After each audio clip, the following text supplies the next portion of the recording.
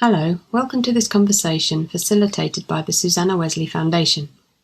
At the Foundation, we are a community of scholars and practitioners who promote dialogue, support research and create resources in order to equip churches and those who work in them, and to facilitate the building of flourishing community through transformative change. You can find us at our website, susannawesleyfoundation.org. We hope you enjoy this conversation.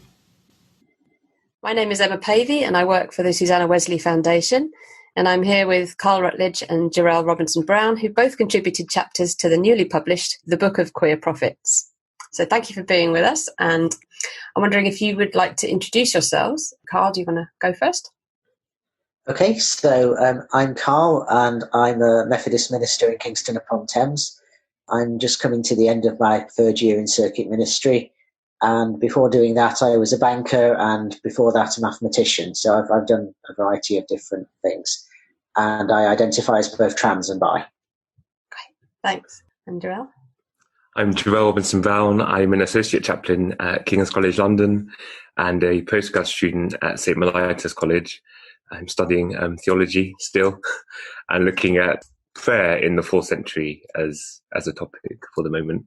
And I also write a lot of queer theology and church history as well. So that's me. Amazing. Thanks. Great. So I guess we could begin as a starting off point with the book that's just come out, The Book of Queer Prophets. Your chapters are both very moving, and I'm wondering, there's quite a lot of vulnerability in them. I'm wondering what led you to decide to share your stories. I think for me, it helped being asked, obviously. That's always useful. But it also happened that it came at a time in my life when I had a lot of time, which was quite unusual. I think had I been offered that opportunity at another time, I probably would have said no, I think. And so I had time, and I also had a story that I thought I wanted to tell, but I wasn't really sure how to do it. And probably similarly to Karl, when someone says, well, I imagine when someone says essay, I immediately think academic, and Grace Pengelly, the editor, had to sit me down and basically say, that's not what we're looking for. And then once I got that, I was like, well, I can be quite free then. And so it was both having time and also a story that I wanted to share that made me contribute and convinced me that was the right thing to do. So, yeah. Yeah. Karl? Yeah, I think for me, it was also about feeling there's something important to share there. And I didn't really have that much time to do it. I actually wrote it in a day because I was trying to get my MA dissertation finished around the same time. So that kind of took precedence. But it was more that it came at quite a milestone point because I was getting ready to be ordained and to preside at my first Eucharist. So, yeah, I happened to be writing it at a point that was significant, and it felt like this is the right time to share that. Yeah. So you both said you felt it was important to share for yourselves or for others, or in what way? I think for both. So I write a letter to my nephew, and the funny thing is that I don't have one. So it's a lot of people have been saying to me, Emmanuel's so lucky to have an uncle like you. Oh, I didn't realise. Emmanuel doesn't exist. Okay. So it was a kind of imaginary exercise. Exactly, absolutely.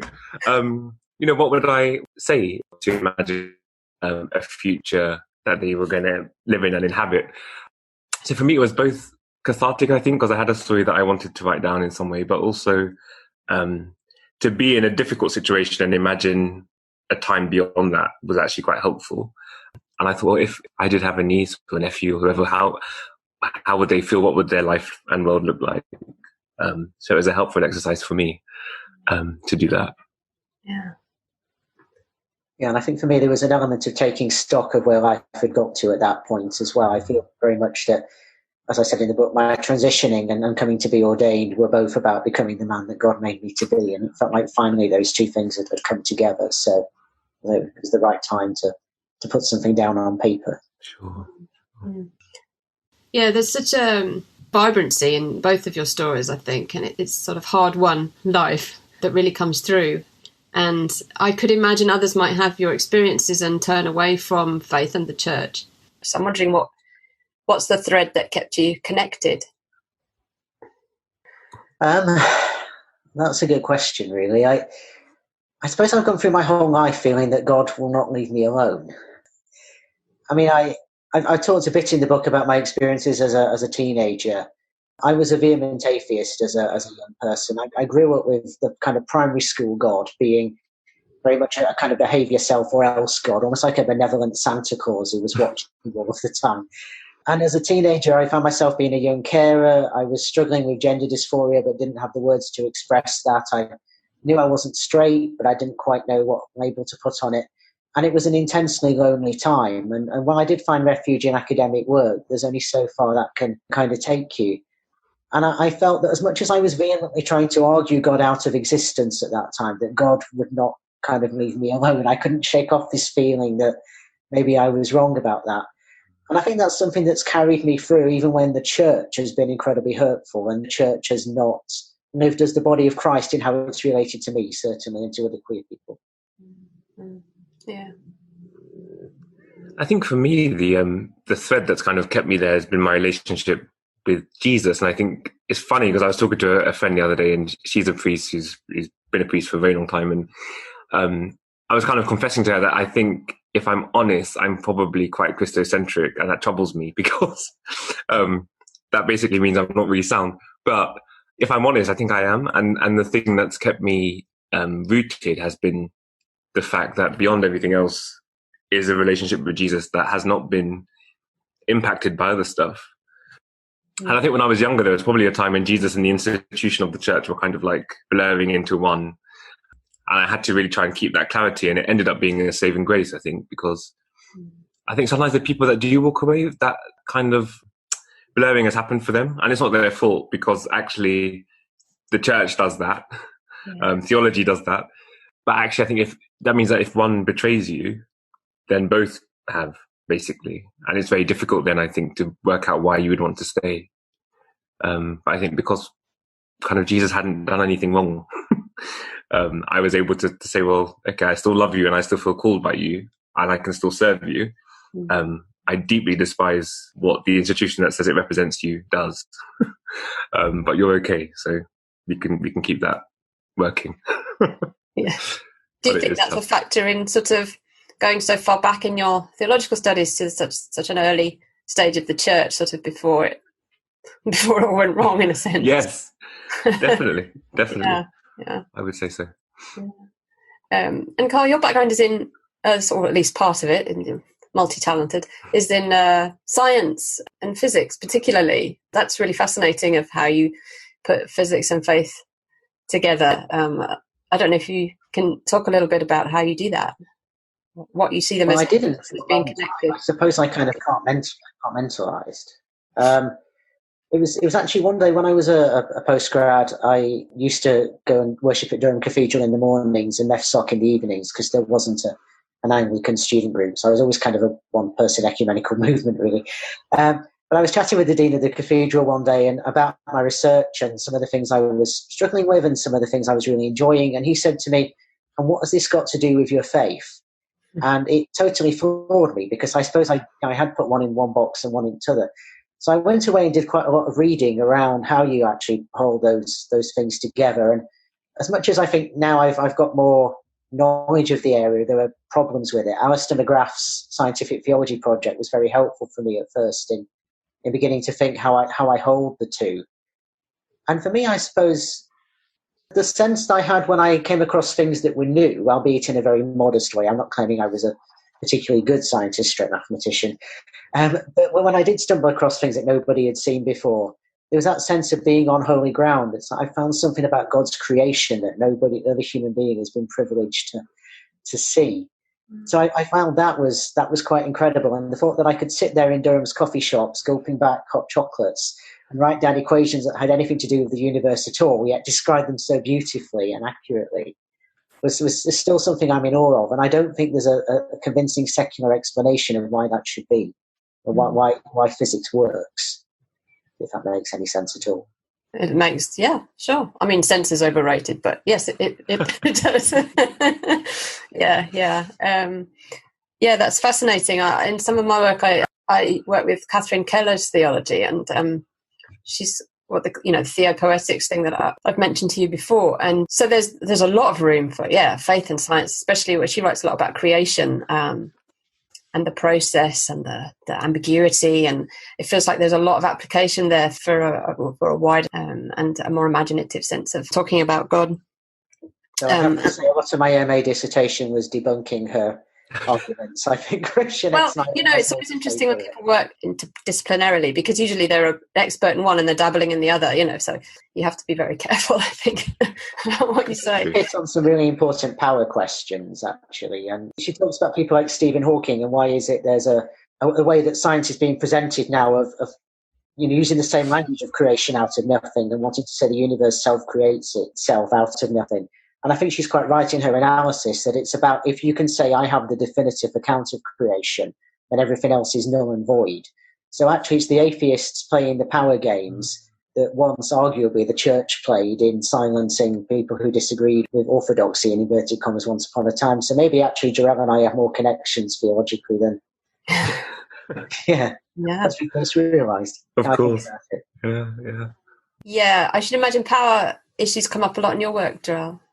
They do, definitely. And I'm always looking at the ways in which power and politics, well, the politics of power, I guess, plays into anything. If you're looking at race, that's always a theme. And even in church history, how the history of the church has been written, which doctrines won out, you realise that actually the power thing, and it makes you question a lot of your beliefs, because you look at the history of something and you think, actually, the only reason that we don't believe certain things is because certain people weren't popular or didn't have certain bishoprics or whatever. So it's always in my mind.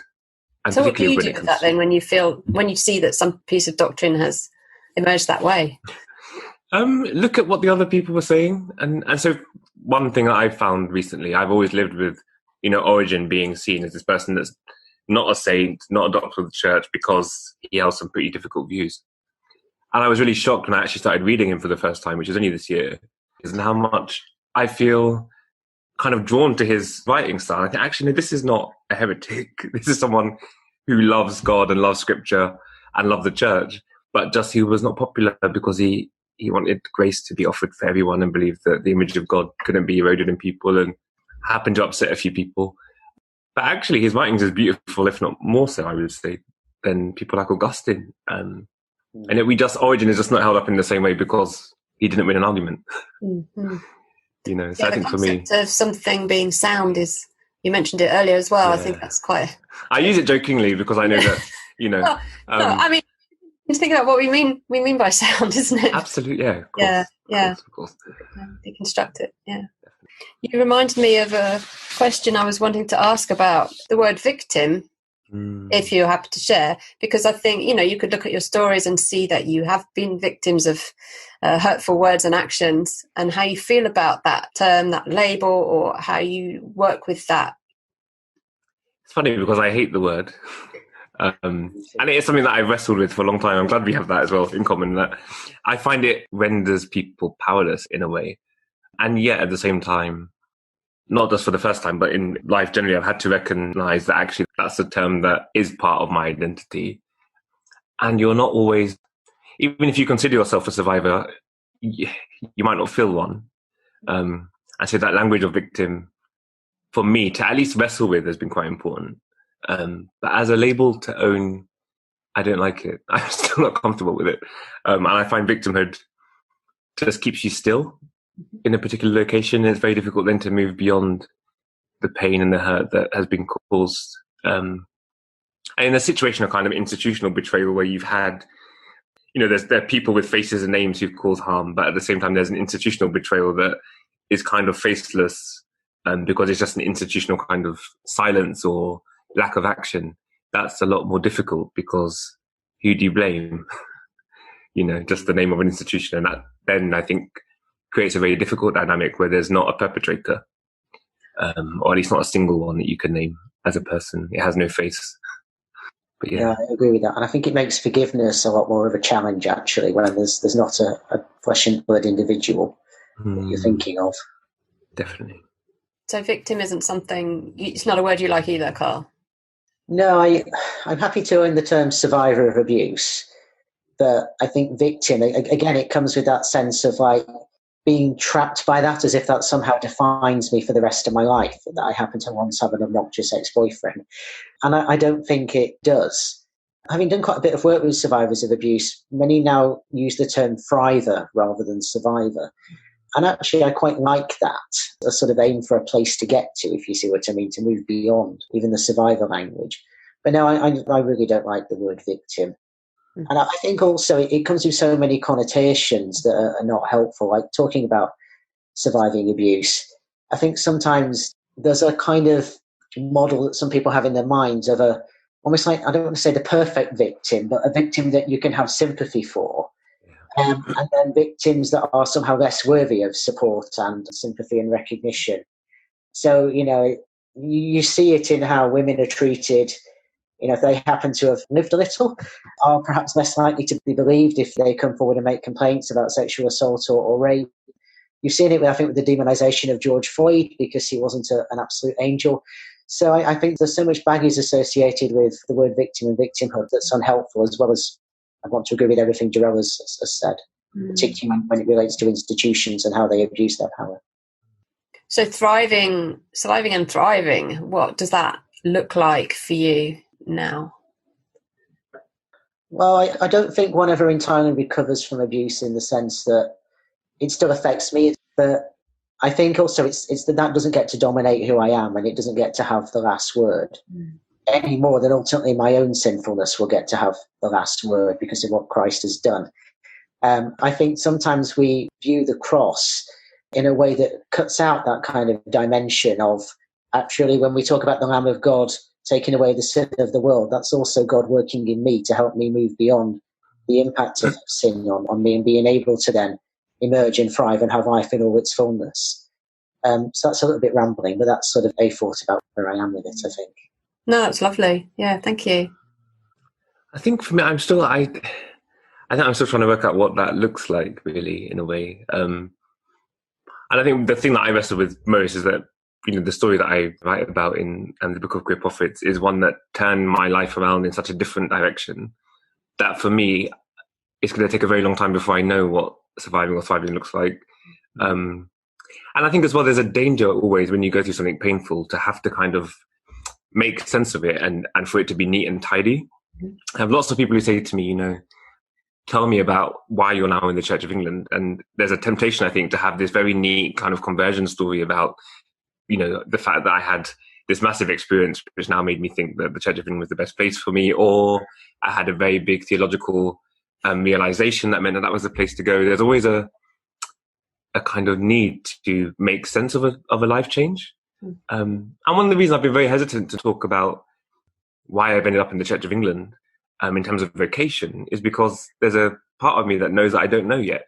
and I'm not going to know really until about 10 years down the line, if I'm lucky. I can tell people that I had a very awful appointment and therefore I found myself with nowhere else to minister because I wasn't going to become a Roman Catholic. I'm not going to become a Baptist. So the Church of England was the next kind of logical place. But that's not necessarily the vocational stuff. Those are a set of steps and a set of circumstances. In terms of vocation, I think we don't know. And it's okay to say that. That's the messiness of life sometimes, that actually there's a massive part of this that is a complete mystery to me. And a lot of what happened as the catalyst didn't make sense and still doesn't make sense. So I kind of live with that. It seems to me, the life of faith is so much about learning to live in that place of uncertainty while holding on to that thread of faith at the same time. Life is so uncertain and we just want to, get out of the uncertainty, and it's not real life. Everything's constantly changing anyway. So we kind of have to blend that certainty with that uncertainty, I guess. I'm looking at my questions now. I'm wondering. I don't know if you have any thoughts about each other's chapters that you'd want to share. Definitely. So I loved Karl's, and it was really interesting because the two that I think struck me most was Mfo Tutu's essay and Karl's, for very different reasons. So they both touch on the Eucharist in quite a central way.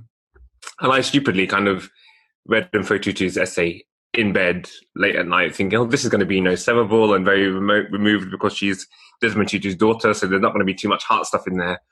And I was just in tears at the end, choking up. because it was so close to my story. And the thing that I've missed and that has been the most painful for me has been going from a life where the Eucharist was like central to everything I did to being in a position where I had nowhere to preside. I had no kind of ministry that I could exercise in a way that had the authority it once had. And it just felt very different for me. So I've been serving in the parish of Putney for a year. But of course, as someone who's not ordained as an Anglican yet, I couldn't preside here. So I deacon in this parish.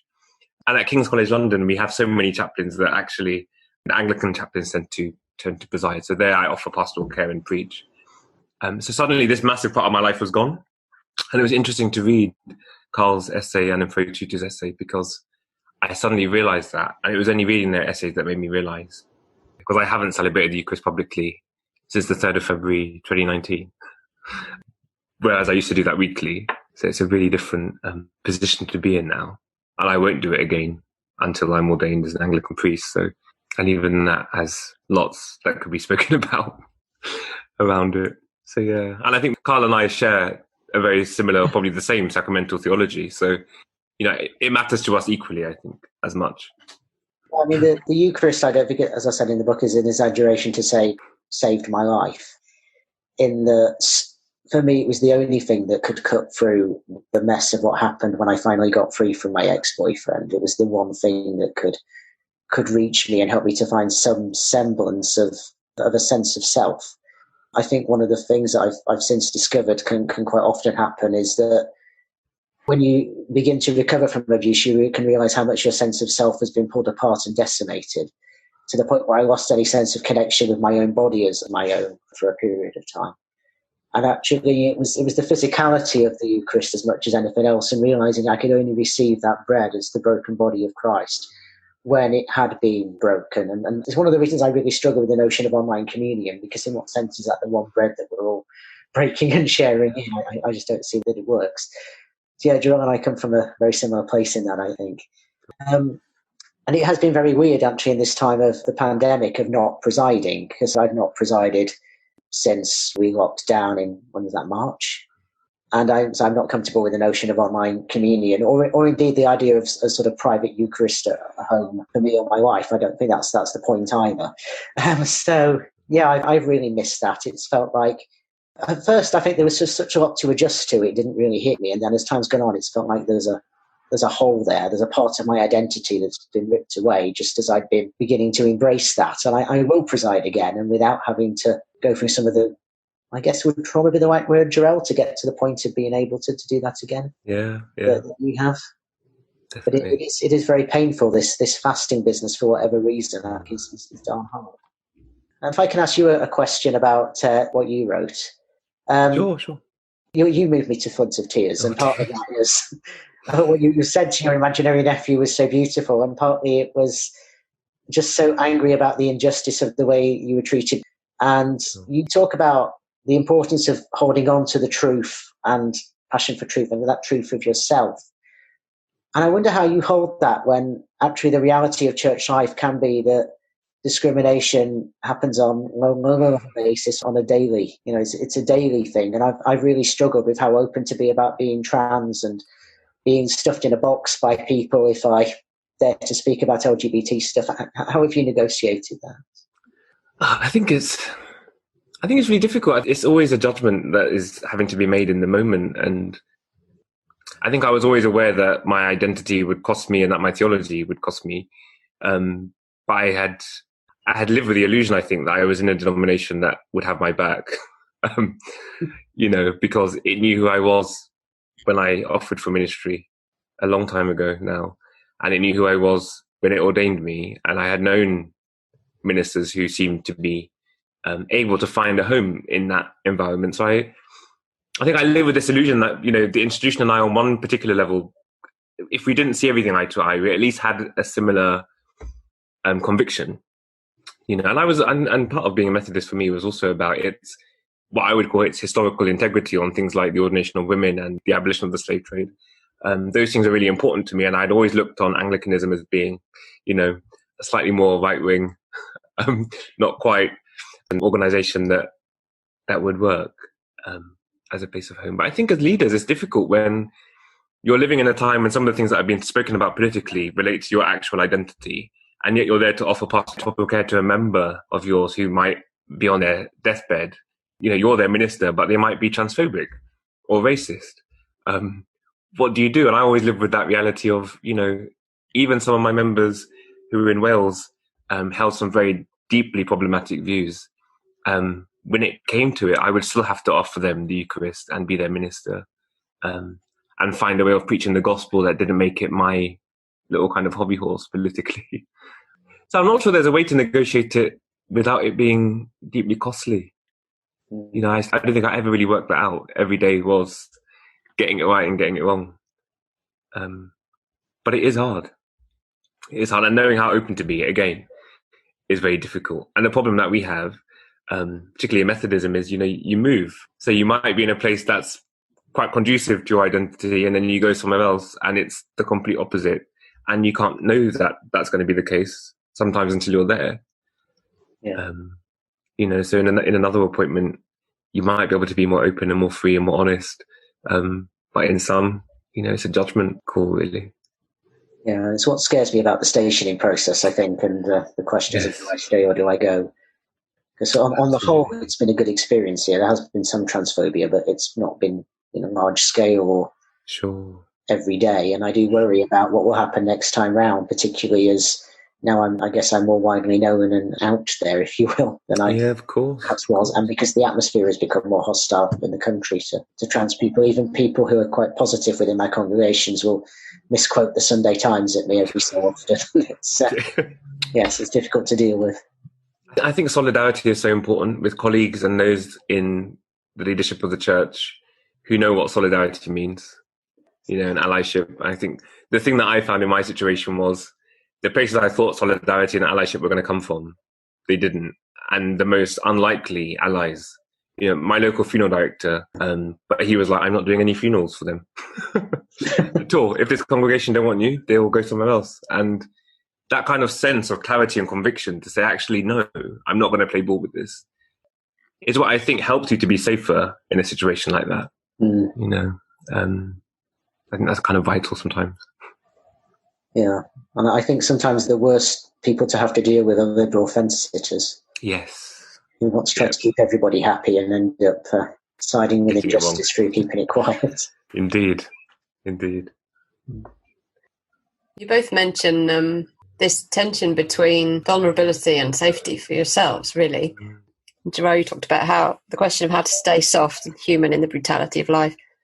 And Karl, you talked about feeling exposed when you were learning to do the Eucharist and spacing your hands. I wonder if you could say more about what that means to you and how you know when to have boundaries and when to be vulnerable. I think for me, it's something I always remember someone saying to me is either, the clothes that you wear as a minister are going to wear you or you're going to wear them. And I think I had always known that I've had to do the vulnerable thing, because I think ministry just becomes very inauthentic if you're not careful. And I think it has been costly sometimes to be very open and honest about my own woundedness as a minister and preacher of the gospel. But it's been important because it's been the thing that has kept me human, and I think made other people able to be more human. And I think vulnerability, as risky as it is really important. I think one of the reasons we have some of the leaders we have in the church who sometimes come across as robotic and as distant is that the office that they're in is what you see first and foremost. And I get why people do that, because it's a protective layer, that you have a kind of a thing between you and other people that is quite helpful. But at the same time, I think it can be very counterproductive. People trust you less if you're not able to be vulnerable. I think for me, there's an element of kind of feeling your way in every situation that you're in. And there have been times when I've, shared something of myself and I've been expecting that it would be an okay situation to do that in, and it's come back to bite me. And then other people where I've said some things even times, out of quite a hurt, angry place even. And actually it's opened up a conversation that I never expected and with people that I wouldn't expected. And it's taken me quite by surprise. So I think in some ways I've come to the conclusion it's a little bit like preaching, in that you try to be faithful to what you've got to say and you put it out there, but you can never entirely know what's going to happen with that. And it's quite disconcerting as someone who does that sort of professionally, if you will, that you never quite know what the Holy Spirit is or isn't going to do with something. You can think what you prepared is marvellous and it bombs, and you can think, oh, goodness me, that was a struggle and I don't think it connects with anybody. And then afterwards you have the most wonderful conversations. I think there's a sort of parallel with, it's not quite the same thing, but sort of parallel with vulnerability. You can only react to the situation you find yourselves in and be open to being surprised. And sometimes that can be in a good way. Of course. Other times you have to protect yourself, I think, as well. And that's the other thing you have to have at times, quite firm boundaries with people. Yeah. And institutions too. I am quite challenged by the vulnerability that we see in Jesus often. And I think that for me often is what pushes me to be so. But I've also now entered a denomination where, to pick up on what Karl said, in terms of what you say and don't say to the institution matters a lot more. And I'm now into a space where actually, to be an openly gay person in the Church of England comes with a very different set of kind of boundaries. And the contours of that are very different, and it's felt. I've never been asked so much about my sexuality than I have in this process. Whereas in Methodism, it just didn't come up. And on one level, the Church of England is maybe more honest about where it's at, I think. So that can be quite helpful, but you do sense that people don't want you to be too open. Yeah, and where I found back in a long time ago now in Durham Diocese, things started to go wrong with me was when actually I decided I wasn't going to play the game of keeping quiet about who I was and who I'd fallen in love with, and the struggles I was having. And I found suddenly, again, people I thought would support me and I'd been told would be supportive turned out not to be the right people to be honest with. And I learned some of it the hard way, I think, about how to deal with institutions and people who their representative role is operating not what they personally might think or feel. Exactly. Yeah. What would you say is bringing you the most life at the moment? What is helping you flourish? Karl. I'll go second this time. It's harder on Zoom, isn't it? Somehow. It is. If we were around a table with a cup of coffee, I feel like it's much easier. Feels a bit bad if I say my garden. It's not bad at all. I'd say the same. Are you growing vegetables or? No, I'm just growing flowers and different plants, but it's the first time I've ever done anything like that. I've, in lockdown, gone from seeing the man's garden as a burden to actually a joy.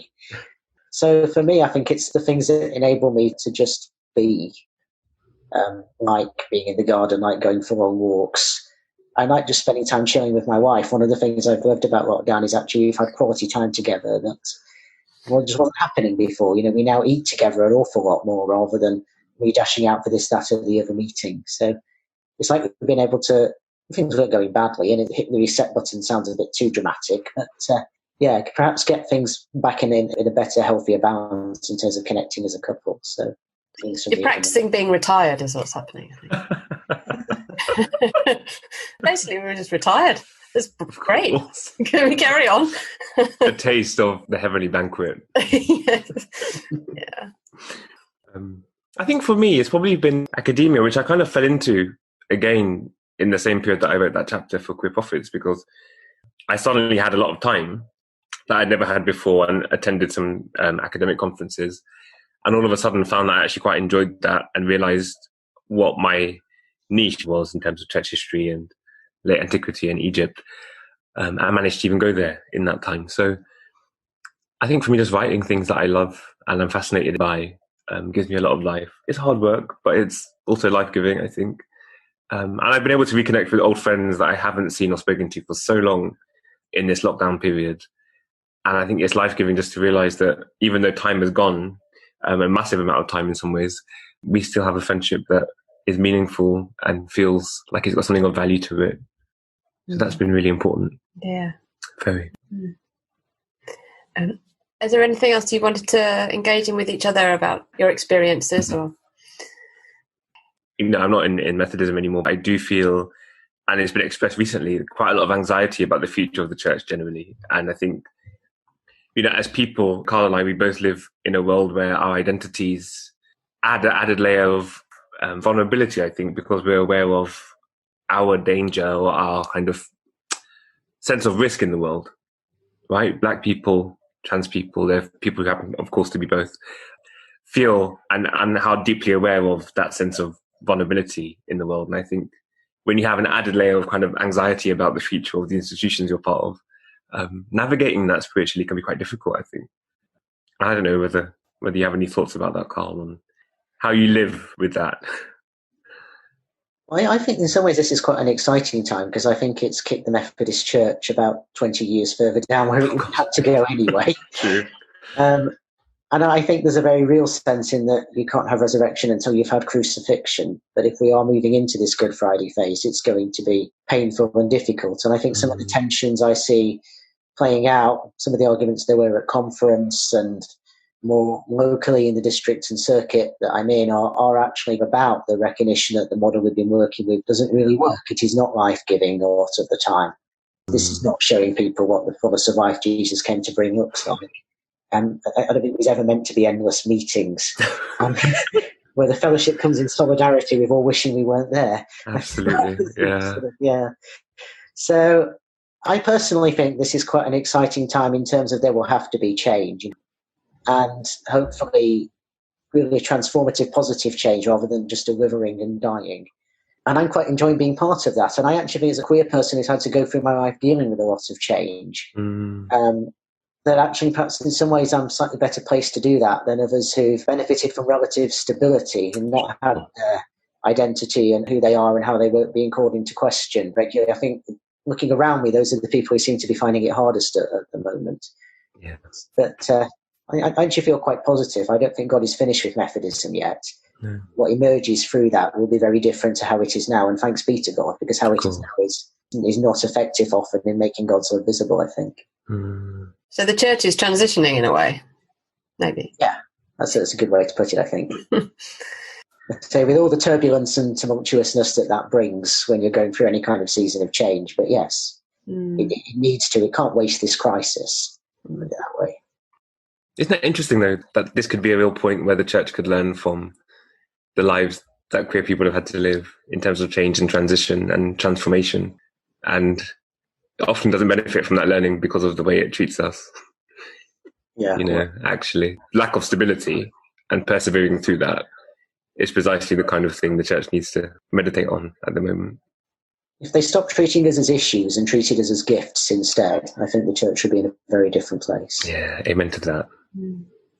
Definitely. So what would be your vision then if you think about that end? Well, there's never an end, but the next way that the church would look, what would be part of that? What would you like to see?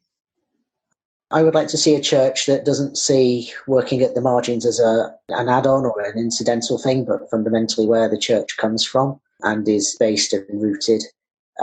So I think that would mean being quite substantially smaller, but I think it would mean being really kind of grounded in where God is at and the kind of people that Jesus spent most of his time with, rather than a kind of respectability politics that I think feeds into an awful lot of church life at the moment.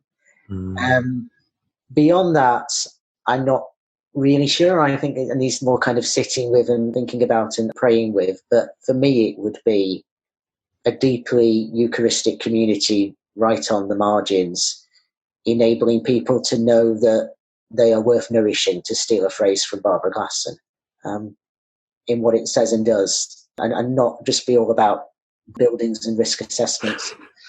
All the things that seem to suck the life out of it all to the top. What about for you, Jarel? I think for me, it's a simple one, really. It's simple in terms of what I think the future vision could be, but it's not simple in terms of getting there. I think for me, I just want a church that's more honest. And so we're honest about where we are and the appalling state of where we are, and then honest about our hopes and dreams for the future, because often they're not the same. And I would love to be in a church where people could be honest about the fact that some of us want to hold on to things just as they are. So that means a church where, there are no female archbishops, and that means a church where there's only one black bishop, and it means a church that doesn't allow same-sex marriage for some people. That's their hope for the church. If we can't be honest about that, then I don't see how we can move forward. I think often we speak about the church as though we were already what we ought to be. And it was Kelly Brown Douglas who said something the other day. She said that our being church is an aspiration. That, maybe the church doesn't exist. Maybe we're becoming the church, and the church is an aspiration as opposed to a present reality. Now that goes against a lot of my theology, very Catholic theology sometimes. But she's right on one level, I think. Just as it is for each of us individually, I suppose. Yeah. Becoming. Absolutely. Yeah. Yeah. There's a strong sense of the body connected to your faith, embodied faith. In your chapter, Karl, you talked about using oven gloves to practice the distance of your... I don't know if that was a literal thing. No, I really did. There's a sense in which, our bodies hold stories in different places and in different movements. And I wondered if you'd experienced that, or how you'd experienced that. I think for me, there's something about scars and woundedness that comes into that. I mean, as a trans guy, I've had chest surgery and a hysterectomy, so my body does bear the physical scars of having been through that process. And then there's the scars that aren't quite so obvious.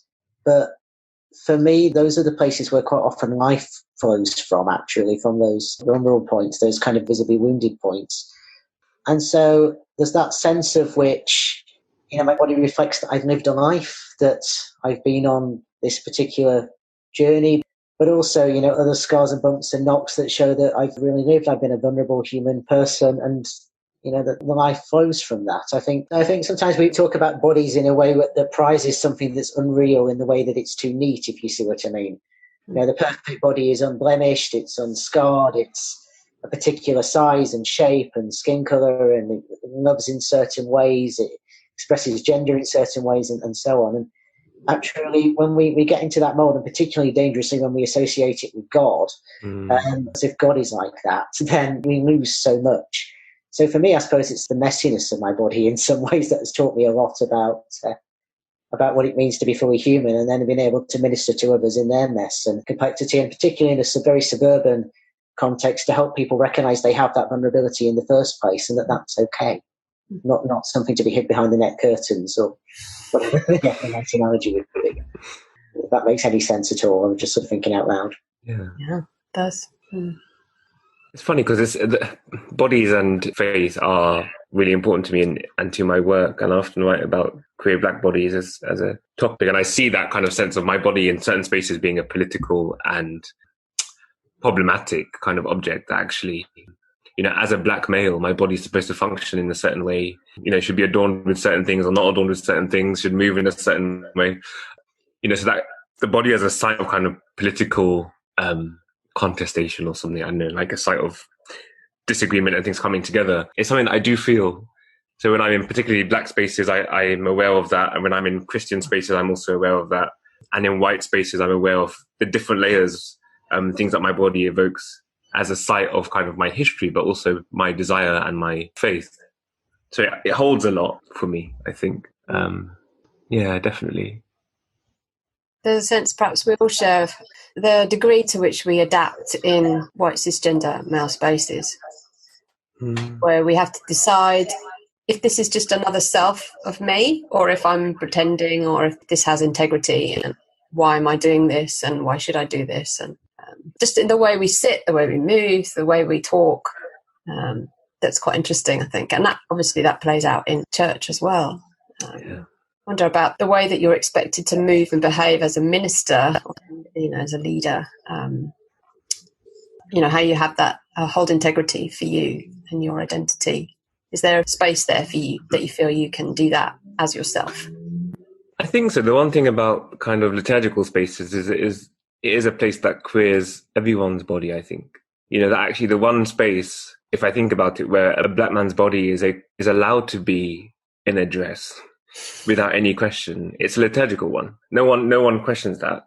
And in Jamaica, even a priest in Jamaica can wear an alb and a cassock and a chasuble, and that's fine. But if he was to be seen in a dress anywhere else outside of that liturgical space, it would be problematic. So I think there's something about the liturgy that allows the queering of our physical bodies in a way which can often be less problematic than in some other spaces. At least I feel that. And I think that's quite telling. And I feel like my body takes on a different space, inhabits a different kind of way of being in liturgical space than it does. Because it's a performative thing? I don't know. Yeah, I mean, it is performative. But I also feel like it's clothed with something else. It's not completely me because I'm there in a particular role and there's another function, and it's Christ in me that allows that space to feel different. If that makes sense. Yeah, is there something for you about the representative role that you have in that liturgy that makes a difference? Definitely. People's gaze on you is different as well. Yeah. One of the things I found has been a bit of a struggle sometimes in church settings is the way people react to my body like it's almost public property. And I found that a bit when I was first transitioning, when I was sort of a bit androgynous to people's eyes, that people felt they could touch me in ways that you wouldn't any other person and ask deeply personal questions about my toilet habits and genitalia that they wouldn't ask anybody else. And now I pass as male most of the time. I'm not generally misgendered unless it's overtly transphobic. I don't experience that in any other setting apart from church. And I get people commenting on my dress or my weight or my hair getting thinner on top and other things that just they wouldn't. And I think female ministers get it to a greater degree, but I've found there is a sense in which my body is treated as public property and open to a level of scrutiny that I don't think it would be if I was an ordinary body in the pews or chairs, depending on what you have. And I found that very odd to adjust to, again, because it's brought up some quite traumatic memories of a more hostile time in my life when that happened a lot. If that makes sense. Would you ever feel comfortable asking people not to do that? I have quite firmly at times told people absolutely not, no way. But I mean, I've experienced sexual harassment in church as a man that I've not had in the world beyond the church. You know, old ladies who think that they can grab your bottom.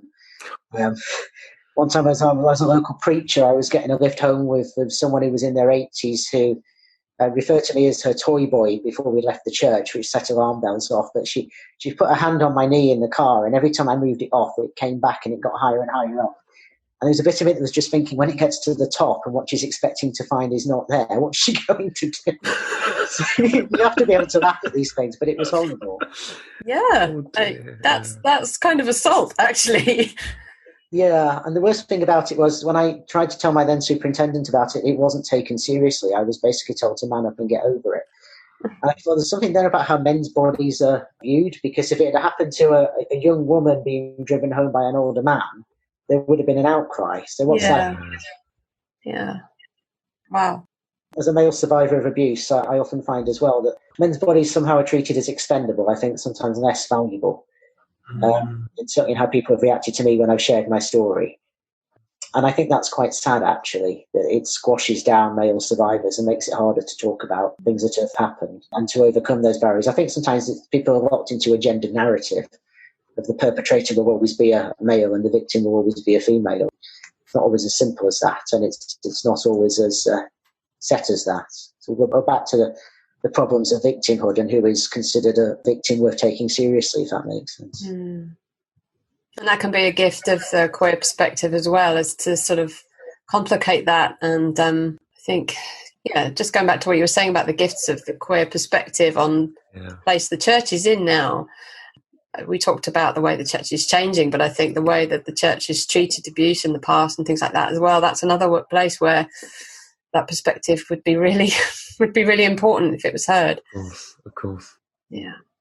I was just thinking about what you said about how woundedness can itself be a gift and can demonstrate vulnerability. As leaders, you can demonstrate vulnerability. And it reminded me of kintsugi, that Japanese art form where they take the pieces of a broken vase and they put them back together with gold. So they actually highlight the places where brokenness occurred. It's such a beautiful image. I think the powerful thing about that for me is that, although the things are put back together, they're not the same and they'll never be the same in that sense. And I think one of the things I think I wrestled with early on in my experiences was our kind of tendency to over spiritualize things and, try and make suffering redemptive all the time and try and see some kind of deep theological depth and worth and value in suffering. And I think when I finally was able to stop looking for that and trying to make that a thing, it was much more valuable to me to just sit with it and say, well, this is here and this is happening. I don't know what this is about. And to leave that, I think. Yeah. And it's funny because it's not something I think that in pastoral care we would do for other people, but it's funny that I did that for myself, and I'm sure, I don't know, Karl might be the same. Most clergy probably are, that actually we say things to ourselves that we would never say pastorally to other people. Yeah. And I was like, why am I doing this? Because I don't believe it, but I'm telling myself this. Very weird. Yeah, I think we do that. We're always harder on ourselves, aren't we? Yeah. Inability to kind of take your own advice. Yeah. It's very bizarre. When you're leading others then, you must encounter people who, they don't have identical stories to yours, but going through struggles. And how do you help them to sit with the struggle and not try and interpret their way out of it too quickly? I'm using, Jarel, your approach. I don't know if Karl shares that approach, but how do you do that? I think there's something about making sure that you don't overshare the way you dealt with your situation. I think that implicitly suggests to people that actually this is the cure and what I've done is the right thing, so you should kind of do it too. That's really important. And just to realize that no matter how similar a story may seem, it's not actually that similar to yours, because it can't be. And I think the interesting thing that I found about my own experience of trauma is that there are parts of it that you just can't tell because you don't have the language for it. So no matter how much someone shares their story with you, actually there's a lot of it that you'll never hear and never know, because some of it is just beyond telling. And I think deep down people find their way. I believe in people's ability to find their way through as best they can. And to a certain degree, it doesn't matter what I say. They have to find a way of surviving that works for them.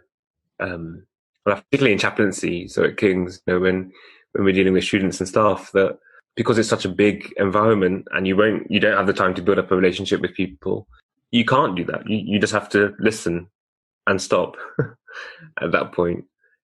And I've realized and been blown away by how resourceful people are. I realized that about myself, that human beings are much more resilient and resourceful than we realize. But I don't know if that's really an answer, but it's thoughts. It's perfect. If it's words coming out of your mouth, it's making sense. It's something. The sense is overrated. It really is. I'm taking that. I think for me, I found one of the most unhelpful phrases that someone can offer is, I know how you feel. Because very often, actually, they really, really don't. I talk about surviving and thriving. It's taken me a long time. It's 12 years since my ex and I parted company, and it's very much been a journeying thing for me. It's not been something that's happened overnight. And I kind of see my pastoral role as accompanying people on bits of their own journeys for a little while and listening to what they have to say, and more of my role about reflecting back to them and to helping them to find their own resources, I think, a lot of the time. And it's very tempting then to impose our solutions on people and want to fix people. I say, actually, I don't think you can do that. So I think my job as a pastor is to walk with people for a time on their journey and often to help them to find their own resources, to deal with whatever. And I was just about to say, I've had more than one pastoral conversation with people both before and after becoming a presbyter, where people have said to me, look, I know what I need to do. It's finding the courage to do it I'm struggling with. So they've really not needed me to be trying to solve their issues, if you see what I mean. So, I think there's often something about my own woundedness perhaps giving me ability to empathise with people better than I might have been able to do if I hadn't had those things, as much as I wish I didn't have them in my past. But at the same time, that need to be really careful about not projecting my own experiences onto other people or getting into fixer mode. And I realise as I get older that I'm starting to turn a bit more into my dad, and my dad's a bit of a fixer, and I have to guard against that. You have to fix that. Yeah, exactly. I guess I want to ask, well, you have this voice now, through these chapters and here, literally, what you would want to offer, what you still don't know. We talked a lot about not being finished. So what do you think your gifts are, and what you want to find out? Okay, I'm going to say it now, if that makes sense. Find out about ourselves or about life, or just generally kind of whatever you like, however you want to interpret it. I think it's been a really interesting time to see a lot of people become more vulnerable just because of the pandemic that we're in.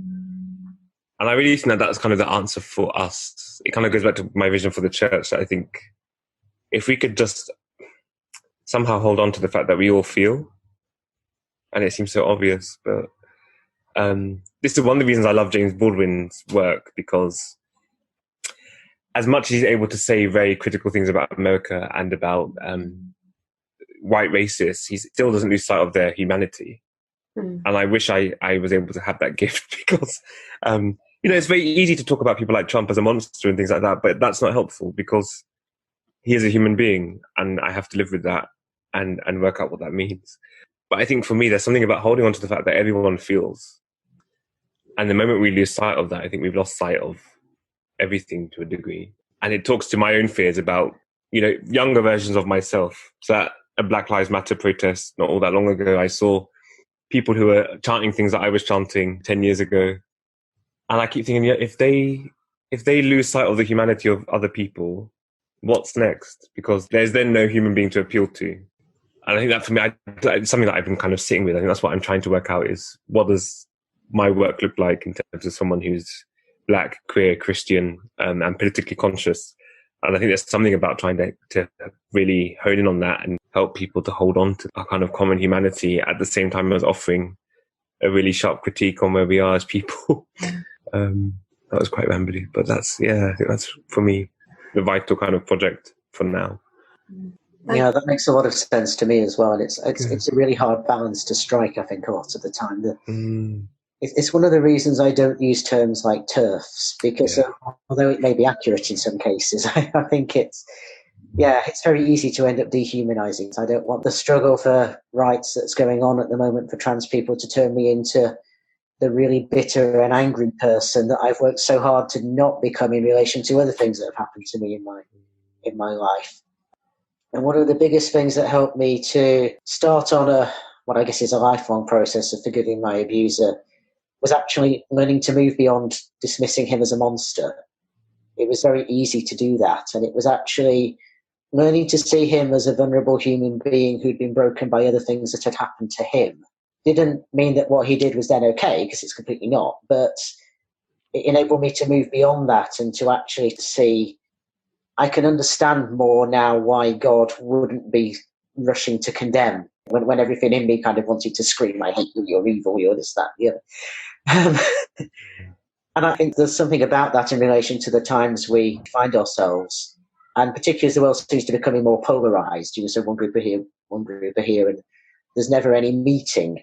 And so there's something about them, perhaps, to go back to the theme of vulnerability that seems to run through this conversation, how you reach out to people who are coming from a very different place, particularly when that different place dehumanizes you.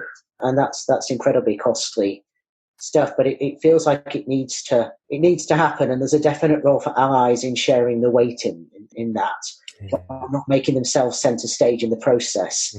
I get a bit fed up with people who call themselves trans allies and then don't actually want to listen and don't want to amplify trans voices. It's really all about them. But we do need people get a special badge. Stand with us. Yeah. Yeah, and that's not going to be easy work. I think our society is becoming fragmented on so many lines. It's not just about one particular identity issue, for want of a better way of putting it.